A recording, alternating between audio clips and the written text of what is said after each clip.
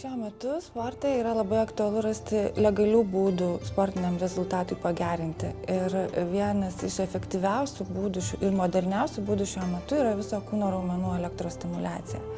Jie leidžia pagerinti tokias fizinės ypatybės kaip raumenų jėga, ištvermė ir greitis, kurios labai yra svarbios pasiekiant aukštų sportinių rezultatų. Šita sistema turi labai daug galimybių, pradedant nuo sportininkų reabilitacijos, kai jie negali atlikti jokio judesio po sporto traumų, ir iki maksimalių fizinių pratimų, modeliuojant judesį tikslingai reikalingą tam tikrai sporto šakai. Taigi galima treniruoti tiek boksininką, tiek krepšininką, tiek futbolininką ar imtynininką. Planuojant treniruotę, šita sistema turi galimybę modeliuoti fizinį krūvį atskirom raumenų grupėm ir tai leidžia panaikinti raumenų disbalansą, kuris yra daugelio traumų priežastis. Tai užtikrina sportininkų karjeros tęstinumą ir leidžia jiems sportuoti ilgą laiką išvengiant sportinių traumų.